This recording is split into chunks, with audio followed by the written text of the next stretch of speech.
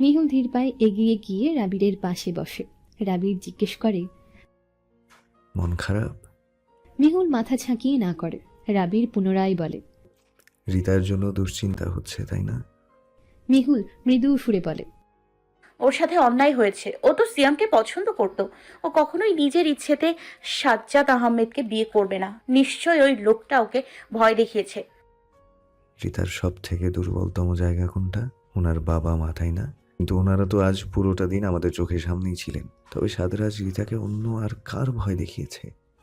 সেটা তো আমিও বুঝতে পারছি না। আর ওর সাথে কথা না বলে কিছু বুঝতেও পারবো না।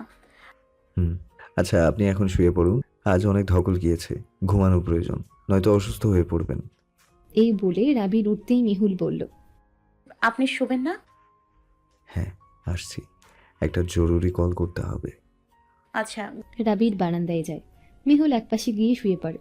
রিতা এখন কোথায় আছে, কেমন আছে, কে জানে। রিতার জন্য খুব দুশ্চিন্তা হচ্ছে তার। সাদরাজ খারাপ লোক। সে রিতাকে যদি ভালোবেসে বিয়ে করতো তাহলেও কোনো আপত্তি ছিল না, কিন্তু সে তো রিতাকে বিয়ে করেছে খারাপ উদ্দেশ্য নিয়ে, ভালোবেসে না। মিহুল শুয়ে শুয়ে দুহাত কচলাচ্ছে আর ভাবছে যেভাবেই হোক খুব দ্রুত তাকে রিতার সাথে যোগাযোগ করতে হবে।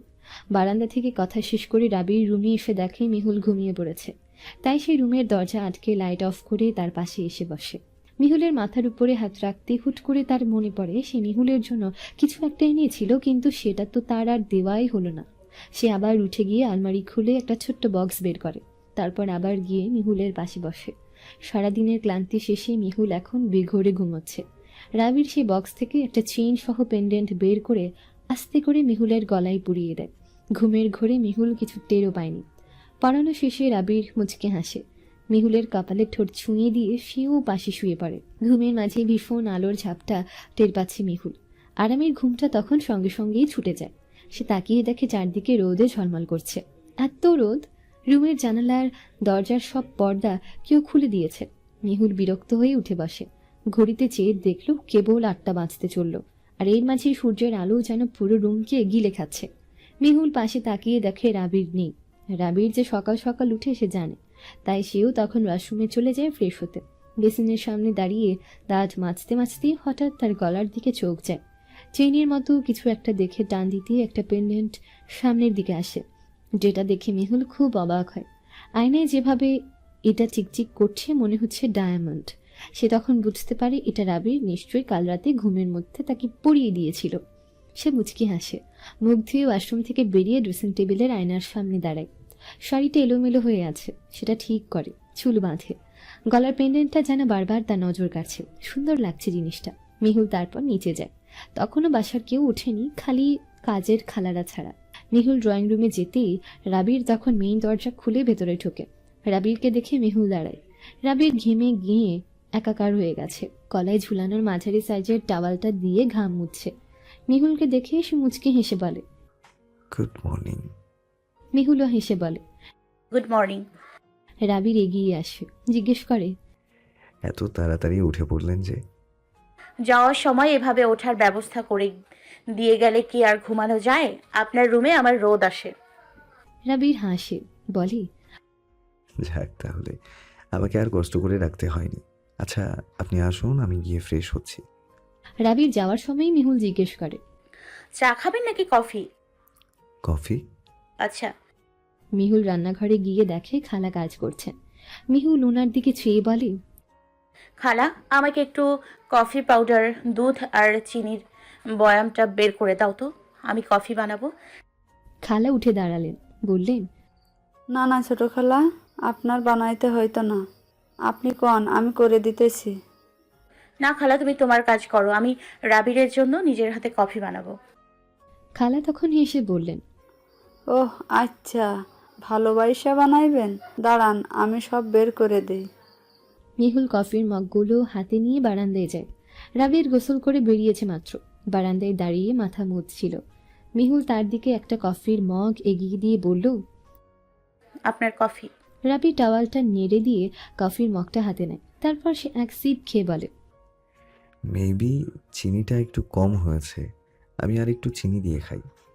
মিহুল তখন রাবিরের দিকে কপাল কুঁচকে তাকালো। সে মনে মনে অন্য কিছু ভাবলো। তারপর রাবিরকে বলল, দেখি। রাবিরের হাত থেকে কফির মগ নিয়ে সেও এক সিপ খেলো, বলল।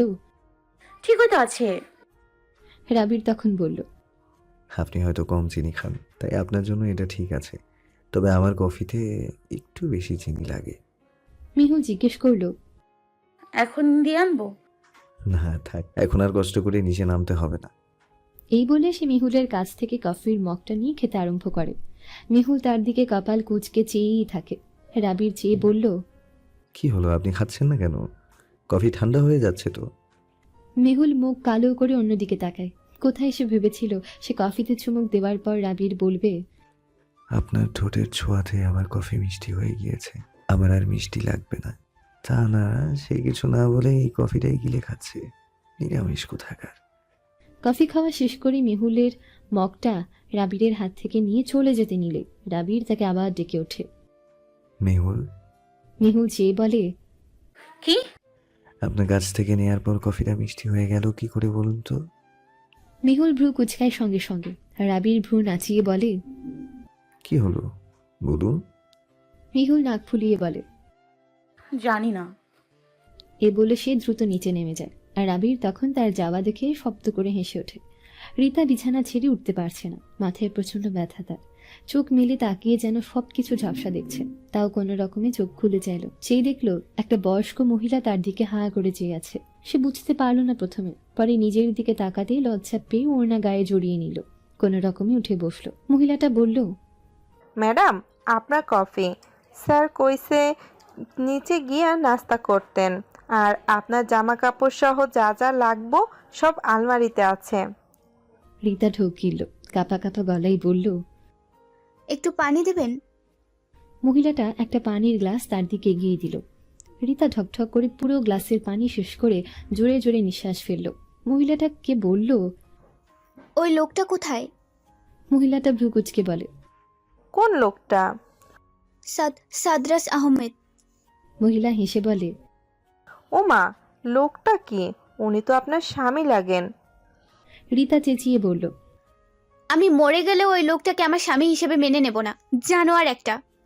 মহিলাটা ভয়ে তার মুখ চেপে ধরে, বলে, চুপ চুপ, কি কন এডি? এই বাড়ির দেওয়ালেরও কান আছে, স্যারের কানে গেলে স্যার মাইরা ফেলবো।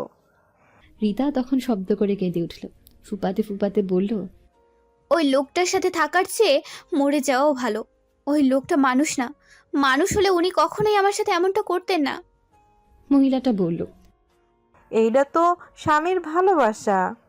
রীতা চেঁচিয়ে বলে, এটা ভালোবাসা না, এটা ভালোবাসা না, এটা লোভ।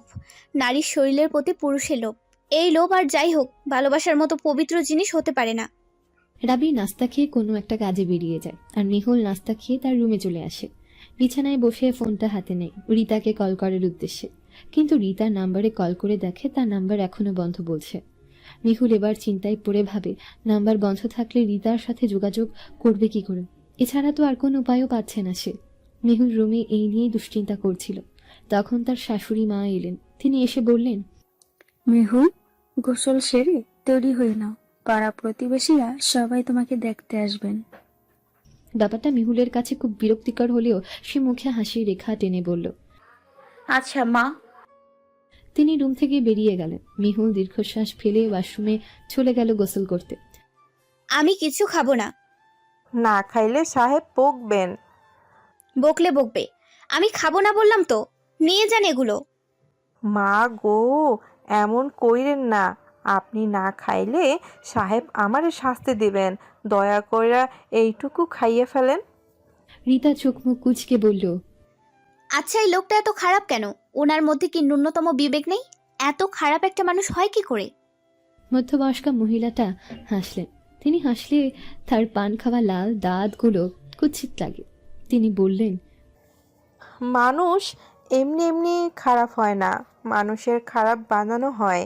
জানেন তো, প্রত্যেক মানুষের সাথেই একটা শয়তান থাকে, যে সারাটা দিন খালি চিন্তা করে কেমনে মানুষের খারাপ বানাইবো। আর সেই মানুষ যদি একবার শয়তানের ধোকায় পইরা যায় তাইলেই শেষ। আর সেই মানুষের তখন খারাপ হওয়ার থেকে কেউ বাঁচাতে পারে না, বুঝছেন? রীতা তাচ্ছিল্যের সুরে হেসে বলে, খালা, আপনার ওই সাহেবকে দেখে বোধহয় শয়তানও মনে মনে ভাবে এই মানুষটা দেখি তার থেকেও বড় শয়তান। খালা আবারও হাসলেন, বললেন, আপনি বোঝেন নাই কিছু, থাক আপনি খাইয়ে লন। আমি খাবো না খালা, নিয়ে যান এগুলো। না খাইলে শক্তি কই পাইবেন? খাইতে হইব, শরীরে শক্তি করতে হইব, তাইলেই না লড়াই করতে পারবেন। শক্তি ছাড়া কেমনে দাঁড়াবেন? লড়াই কার সাথে?